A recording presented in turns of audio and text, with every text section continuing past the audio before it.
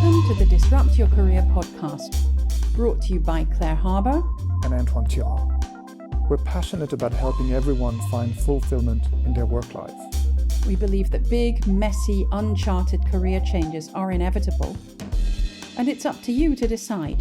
Will you take control and disrupt, or allow yourself to be disrupted? We wrote the book about it, and now we share here our conversations with other thinkers in this crucial area. Settle down and get ready to listen to this dose of wisdom.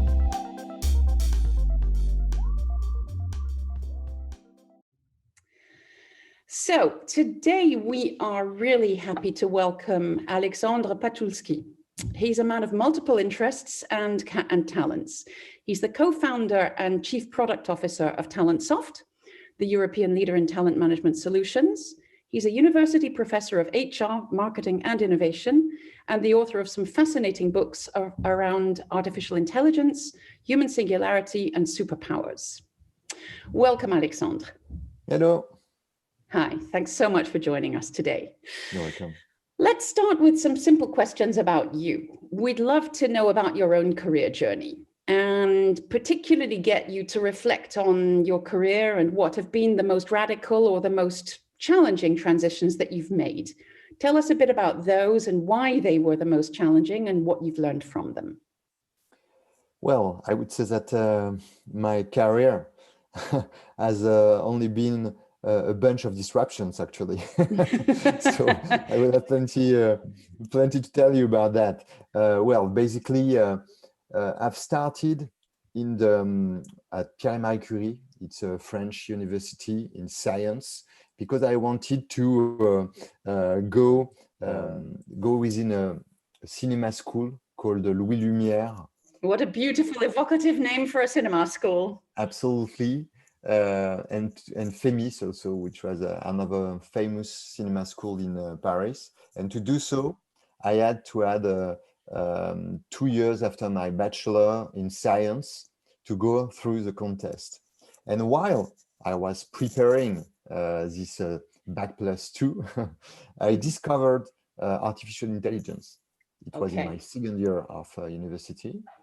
And at the end, I never go through the contest for the cinema school. And I continued with artificial intelligence because I was really fascinated about this science, which was more actually about human sciences, since it was coming from cognitive sciences. How do we process, make decisions, think?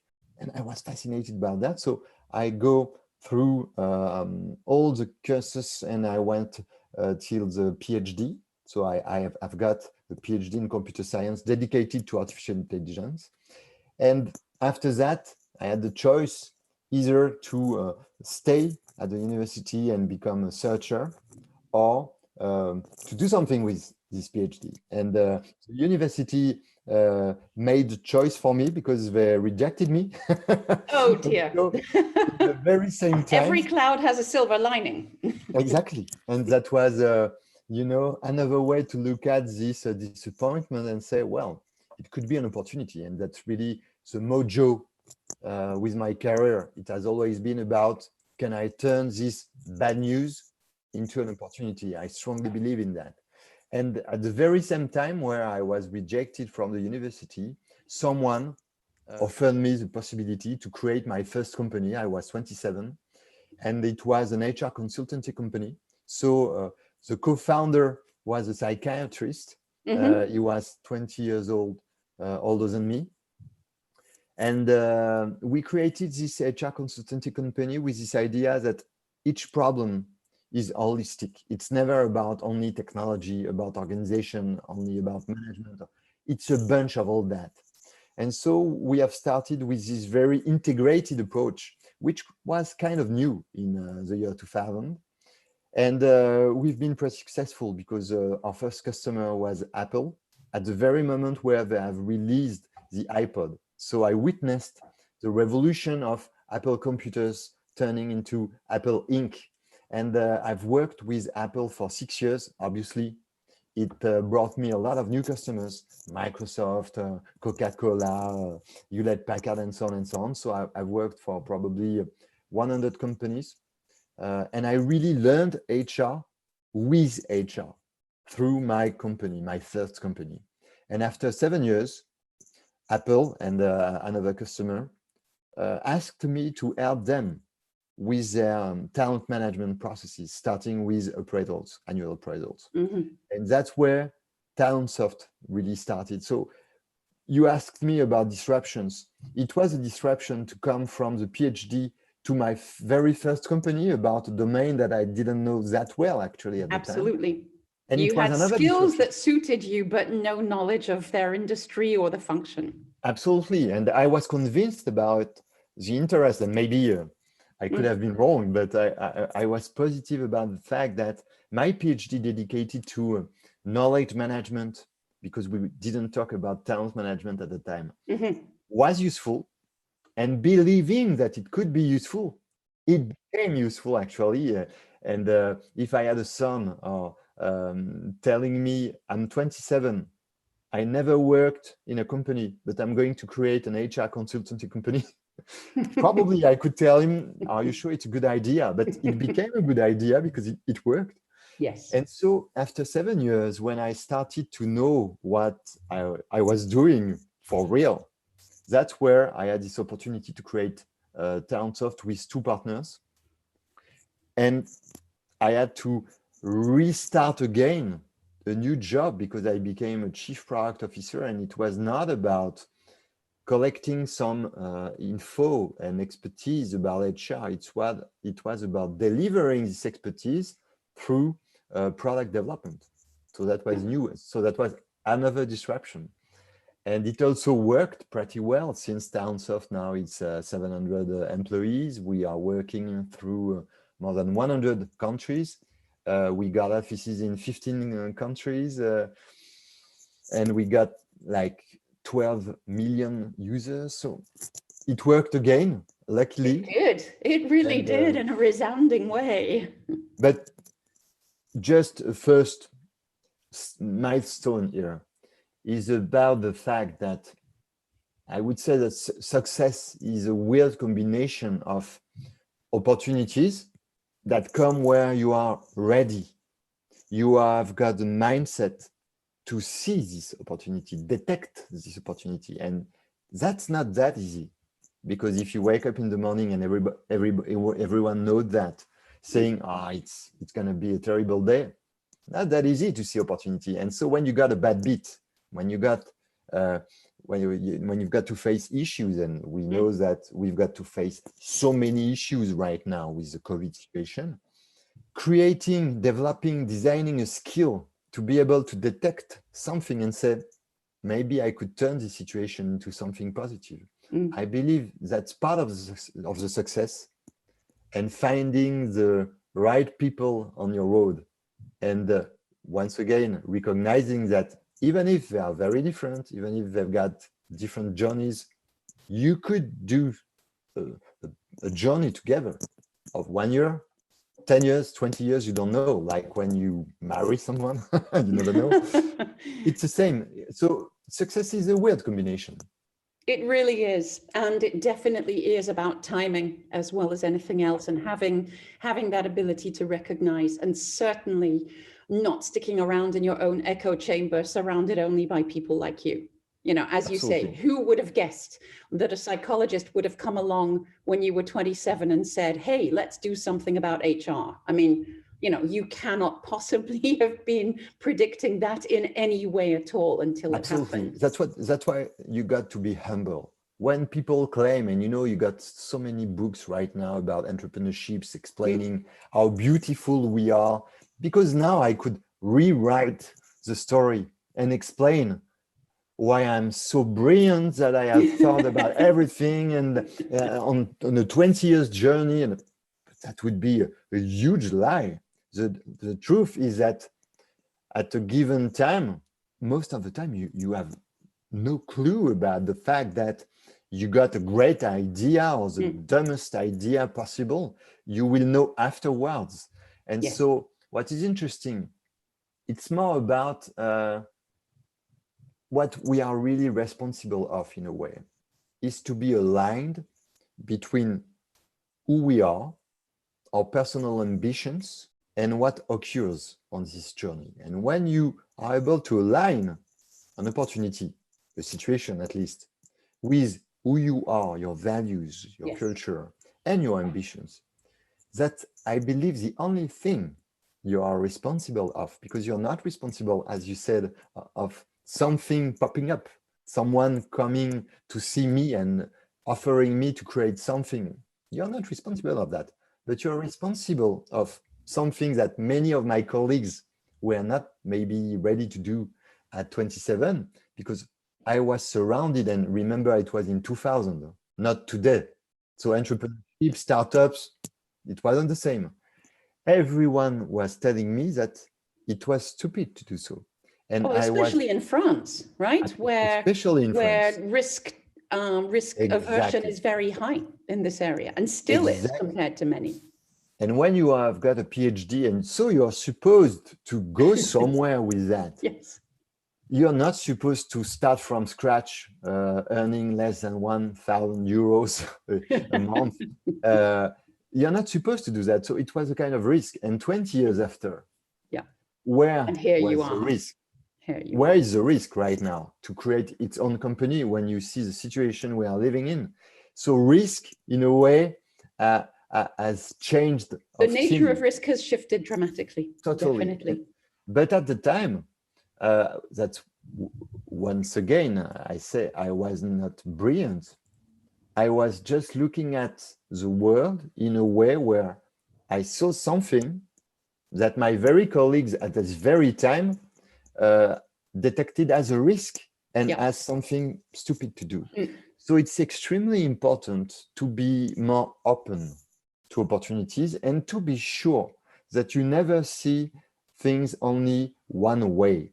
And that's exactly the things that we experiment right now with the COVID. You see doctors at the TV everywhere, every day, and they've got the same diplomas, but they are looking at the situation under so many different angles that even the medicine looks like not a science anymore, but more like cartomancy or something that you don't know what it is, with a crystal ball. Absolutely, with fortune tellers of some kind or other, yes. But it learns us that even what is supposed to be a science is not maybe so sure. And you got to be able to adopt different angles, different ways to look at things.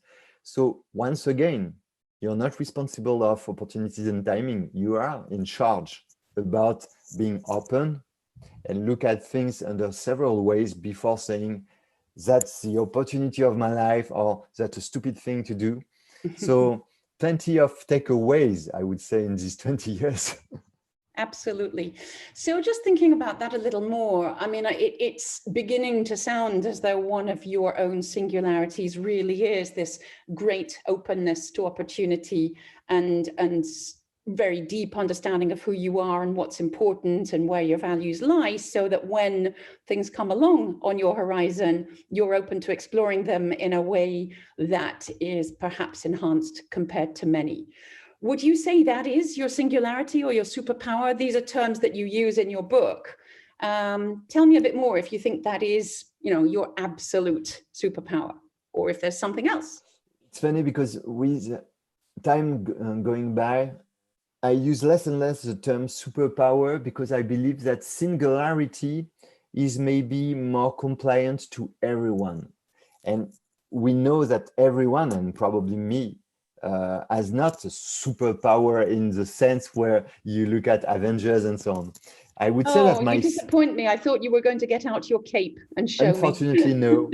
And I believe it's more inclusive in a way to talk course. about singularity. That's why I adopted this term. I would say that if I have one, it's probably for a lot of reasons because I'm 46, so I start to understand some things about me and the reasons why. It's to be in a way anormally obsessed about what I want to do with my life.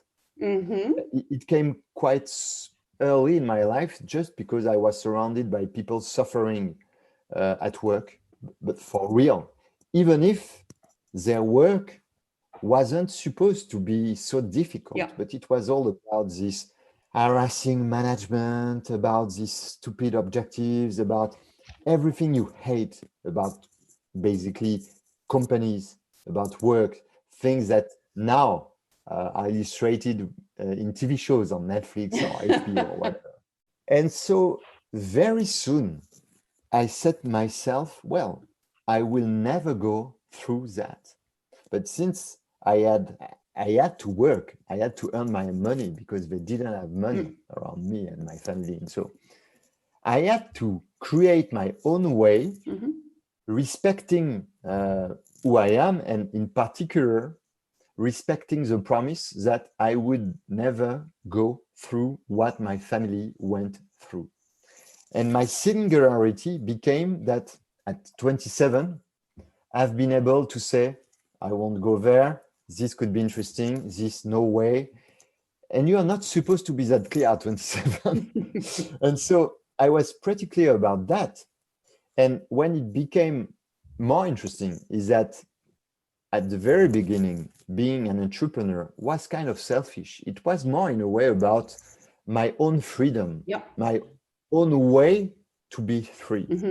And it became my very business and my very purpose and my very mission to help everyone on the labor market to find this space, this room, this freedom. And my singularity is to be obsessed. That's why I animate a blog since more than 10 years now, that I'm writing books while I'm working at Talentsoft and being the chief product officer at Talentsoft. So I'm not supposed to get the time to write books. So how do you make it? What is your secret for making that time? That's my singularity. I'm obsessed. It means that obsessions, they don't stop at 7 p.m. when you stopped working. They don't stop the weekend. They don't stop during your vacation. It doesn't sound like working for me to be in front of my laptops and try to write a book. Like, it doesn't sound like working to work on my blog, on an article, on my podcast, on my YouTube channel. It's just my very purpose. So it's not that I'm a hard worker, because honestly, I believe that I'm pretty good at doing nothing. but the thing is that, Jens, once again, I'm 46. Life is quite short. And when you are facing the kind of pandemic we are facing right now, you realize that if something is important for you, you got to really invest the time. You better get on with it to achieve something. Absolutely. And you cannot procrastinate. You cannot say we will see tomorrow. So my singularity, I would say, is my obsession, because I really don't believe that I'm more talented, or I'm not sure I've got something more except this very obsession. But once everyone starts finding its own obsession, something that really matters, something that makes that even if you spend 16 hours in a day, 5 days in a row about doing something, and it doesn't sound like working, maybe you are on the path finding your singularity. You see what I mean? Absolutely. And I would just say that everything you say about writing the book after 7 p.m. or being in the midst of writing a blog on the weekends is exactly the way that Antoine and I find ourselves in our work.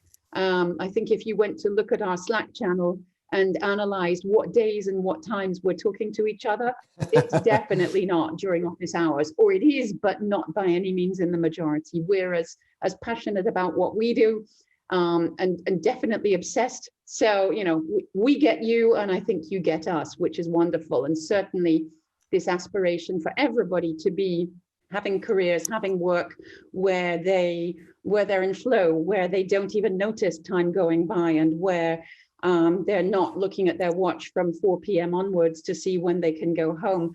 That's an aspiration that we have too. And we believe that not only should each of us be looking for that individually in our careers, but we believe very strongly that more companies should be encouraging that. And that's something we have yet to make 100% success of, but it's something that's super important to us. And you know, Claire, it's interesting because the last Pixar, Soul, is really making the difference also. And it's important to maybe stay 2 minutes on that one. Because in a way, some people that hear us could think, well, what he's talking about is more about his vocation, more than his singularity. And Soul, the last Pixar, really talks about that, the difference between personality and vocation.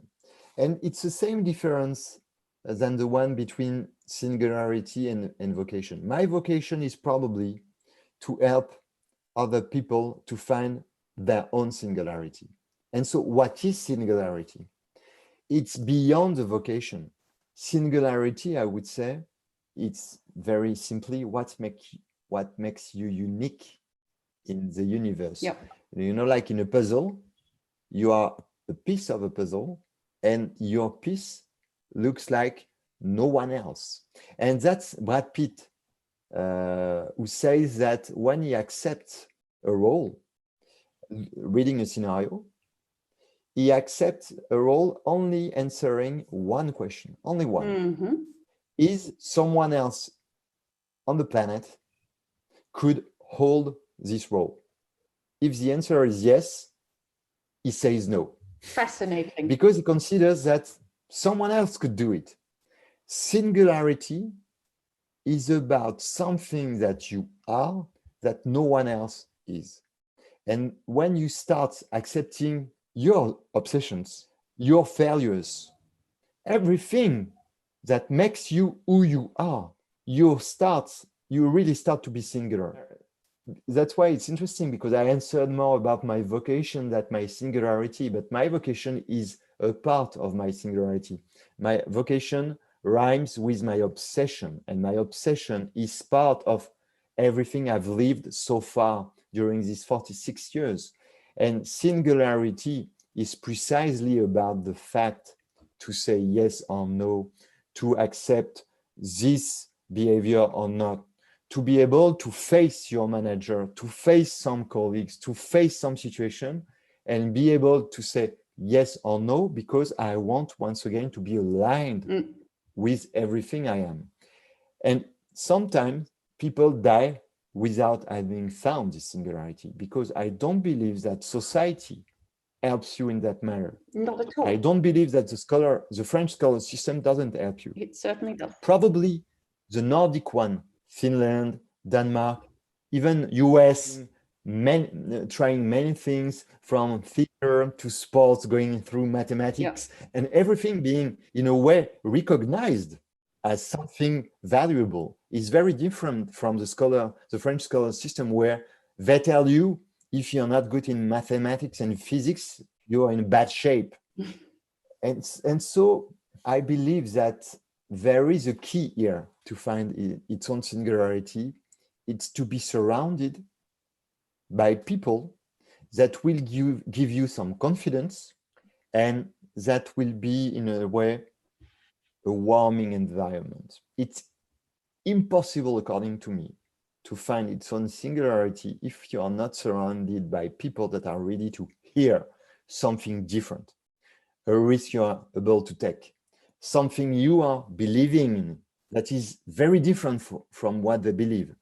And if you're surrounded by open-minded people that will be able to hear what you got to say, you give you your own chance to find your singularity. If you go in a very normative environment and people that don't give you the confidence and put their trust in you to do something different, according to me, it's almost impossible to succeed. So obviously we all know that when you raise children, but once again, you're not responsible of opportunities and timing, you are responsible of who you are surrounded by. And it's extremely important and totally related to the singularity and the career you are able to follow or not. Absolutely. All those pieces of research about being influenced by the 5 closest people to you and everything else, it's about getting out of the echo chamber and making sure that each of us has enough external influence and challenge to our own thinking, that we find our own unique thinking rather than that we've just been printed on by other people. That's absolutely fascinating. And thank you so much for making the reference to Brad Pitt. We know that you make a lot of references to popular culture. And I think that Yes. that particular teaching point from Brad is absolutely stunning. Is there anything else that you've discovered recently that could teach our listeners something about talent or career management beyond Brad's wonderful thinking, which of course he's very privileged to have, right? Yes. There could be some out of work actors listening to this thinking, I'm not sure I would apply the thinking in exactly the same way, but certainly it's something to aspire to. Tell me what else has come up that's made you really stop and think recently in this area. Obviously, the COVID situation has got a strong impact on talent management, because we see that on a personal layer. When you face pandemics the way we face it right now, obviously it really deeply shakes your beliefs, the reasons why you did this or that, and you kind of reread your own life, your own choices. And dealing with talent management, it opens something very interesting here about risk. I believe that now, since we got to basically face a situation we've never faced before, obviously there have been pandemics by the past, but not in the same time that globalization, where the planet is in the shape it is right now, and so on and so on. So it's a kind of unique situation. And what it says about talent management is that you can be positive right now that no one will save the world alone. You saw that with the Justice League movie that was a failure, by the way, of the Warner. But this DC Comics, they had this punchline saying, "You won't save the world alone." And it was about Superman, Batman, and Wonder Woman. So if they can't, probably we can't. Yes, that's a reasonable conclusion. And so it means that talent management now is more than ever a sport game. It's a collective game. It's a teamwork game. It's more about, the Moneyball movie, to come back to Brad Pitt again, where the name of the game is not to hire great stars, great profiles, key talents. It's about designing a team, joining, assembling people one with another, that will create some magic because they are assembled one with another. It's not about someone that is the very someone you need. It's about someone that is going to complete the puzzle I was talking about before. And the name of the game of the talent management in that frame is very different. I'm the owner, of an HRIS vendor. I can tell you what my customers ask me. They ask me about managing a key talent, finding a key talent, giving the right compensation to the key talent, pushing the right learning material to the key talent, but it's all about individuals. Yes. It's very rarely about teams. And now, 2021 and the decade to come is all about teams. Obviously, it's not by chance that Slack teams know such a success, because it's more about the conversation you create. It's more about sharing your objectives. It's more about creating an alchemy within a team that makes innovation appear, that brings success. So I would invite everyone thinking about talent manager, whether it is manager or HR or CEOs or talents themselves, to think more in terms of where should I go to complete a team, to join someone, rather than thinking, what should I develop as superpowers to be finally recognized and promoted? And no, that's not the way. And that's why it's so important to think in terms of culture, values, behaviors, and so to go to teams or companies or organizations that are compliant with that. Otherwise, there is a few chances only that you can be successful and fulfilled, because you won't match with your own values, with the behaviors. And so you got to think more in terms of hosting, who will be able to host everything that matters to me, rather than where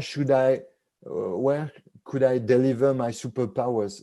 Talent is not, doesn't exist in itself.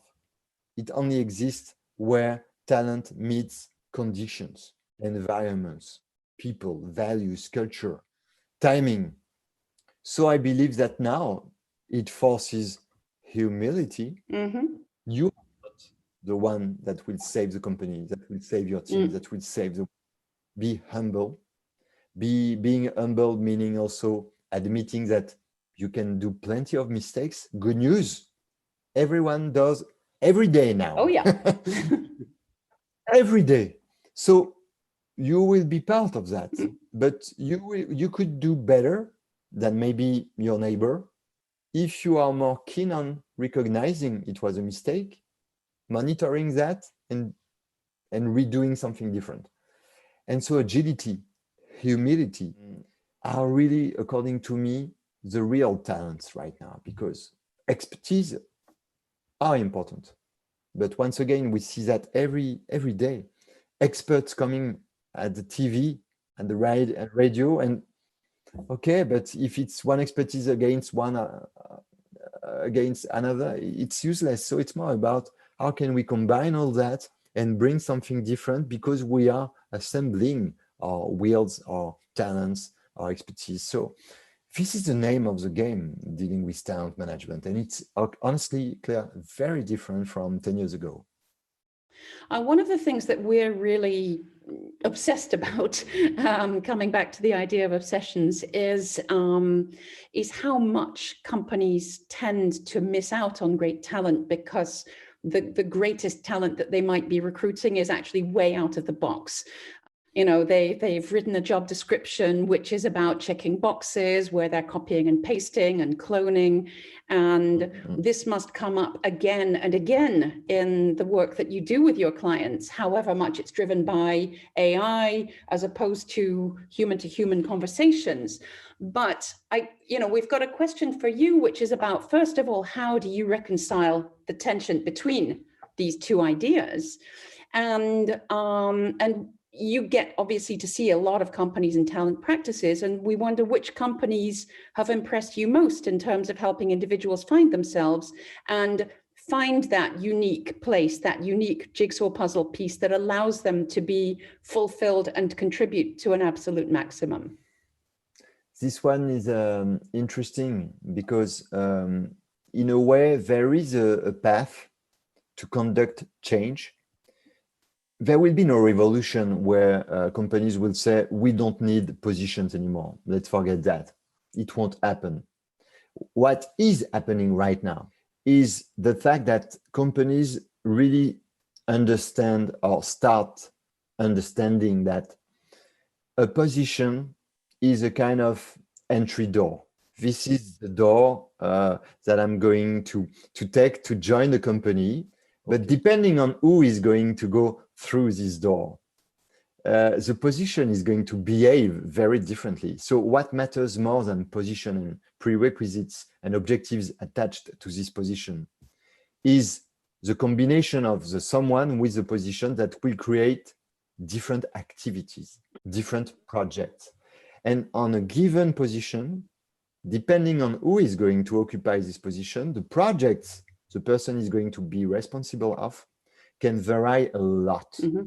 And that's interesting because, and that's what we do at Talentsoft, when you start managing projects and not only positions, you start to recognize and to host atypical profiles. Atypical meaning they don't match exactly with what you expect, but because they are who they are, because they have gone through these weird experiences, they will bring something to the position and they will be able to take in charge projects that someone more typical wouldn't have been able to hold.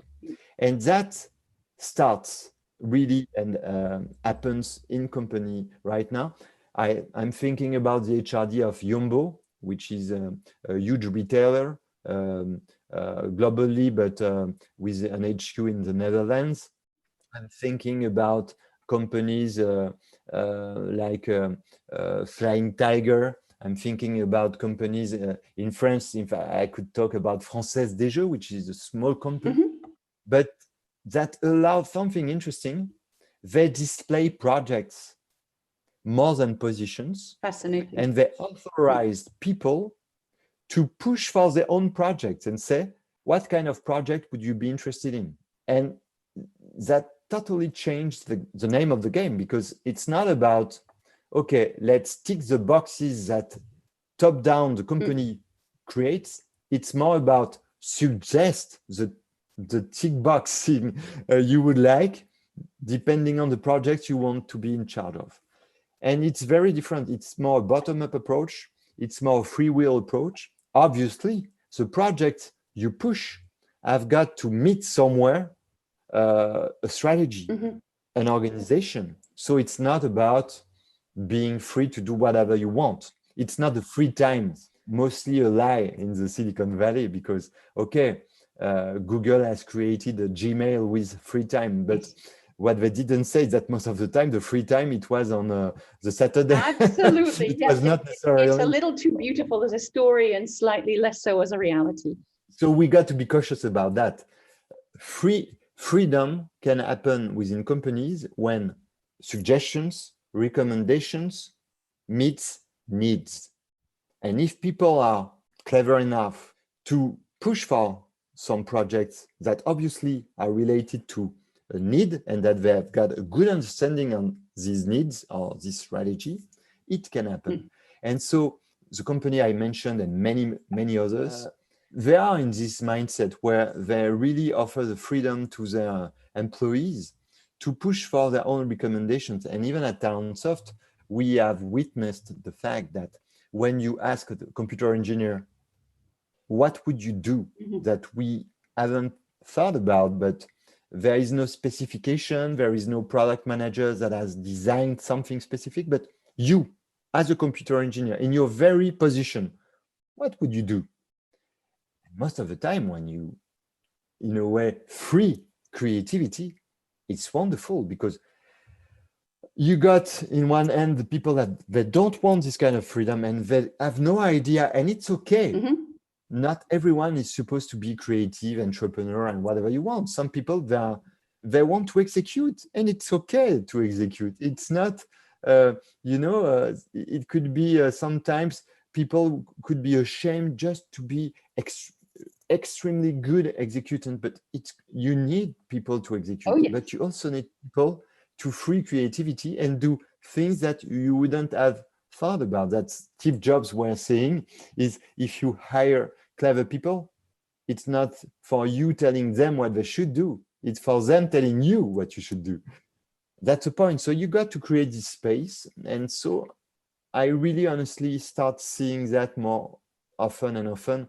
And once again, because now people, they are forced to listen to others in the situation we are meeting right now, because they don't have a clue about what they should do or not, actually. So the sorts of examples you've alluded to are fascinating and absolutely, fit in with the way we think about careers being as flexible as possible and as initiative driven as possible by individuals. And a lot of what you're talking about seems to hinge as much on human to human dialogue as it does on anything else. What about from the AI side? In what ways can AI support the quest to help individuals navigate big career changes themselves, whether inside a company or beyond and outside? This is really the heart of my last book, Génération IA, AI Generation, where I explained that you got two AI. You got the AI basically that automate what we do today, and the aim is really to replace partially or totally some activities held by human beings because AI could do it, and maybe it could do it cheaper, faster. I'm not fascinated about this AI, because we also know that the issue with automation in general, when you leverage technology to automate, if you do something stupid, it will be more efficiently stupid. I'm more interested about transformation. And there is a level of transformation which is huge about AI. And that's really what I expose in my book, is that I believe that AI could open possibilities to people at work they wouldn't have been able to grab otherwise. I will give you 2 or 3 illustrations. Coming back to career, maybe, Claire, you never thought that you could become this or this. We see that most of the time accountants actually could become great cybersecurity experts. Because when you look at, you match skills in both positions, they've got plenty in common. But I can swear that no one in this world, as an accountant, would say, oh, I'm going to become a cybersecurity expert because there is so much in common between both positions. No, because psychologically you say, it's impossible for me. So there are 2 objectives around AI, coming back to labor market, work, careers. First, it's to claim, yes, you can. Obama style. Yes, you can. Yeah. Because it's very similar. Second one will be to help creating a path, a way to make it happen. Because even if an AI push an incredibly good suggestions, it's like you got 2 hours in front of you. It's 9 p.m. You want to be at bed at 11, and Netflix is pushing you a wonderful recommendation. This is the movie of your life. You never saw it. Great, except that it's a 4 hours movie. So it doesn't match with your situation. And it's the same with AI. You can push all the recommendations that you want. Human beings, they are not in the conditions to grab this opportunity and say, oh, of course, why I didn't think about that sooner. Let's go for it. No, most of the people, they would say, I never thought about that, so it's probably impossible. So AI rhymes with popping new opportunities and helping creating a way to make it happen. And it's only when the 2 conditions will be gathered that it will be plenty useful. So it rhymes with learning. Can you create learning paths that will really help people to develop the skills and the confidence in themselves they will need? It rhymes with embedding AI in strategic committees, C-level, because you also got to create these opportunities at an organizational level. And so if AI pushes you great jobs, but these jobs don't exist, the career path, they don't exist. So you got also to convince the C-level. Yeah.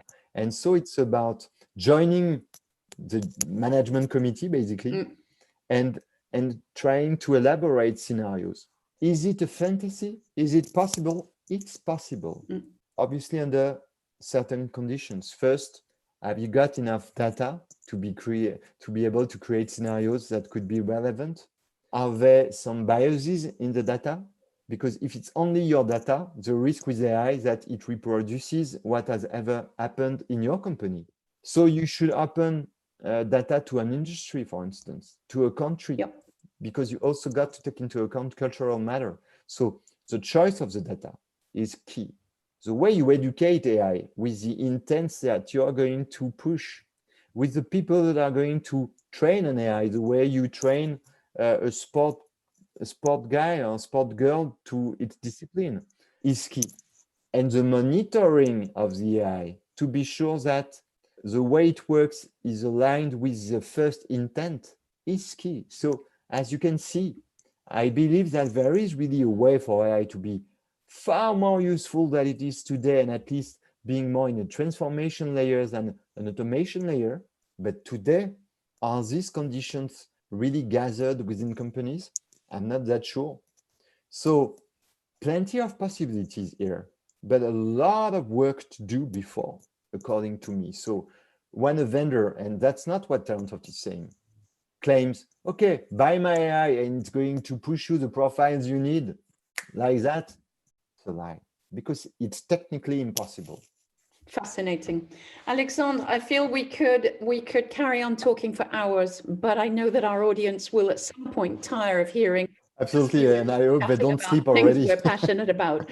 So who knows, maybe we'll get you back another time, but it has been an absolute wonderful journey talking about these things today with you.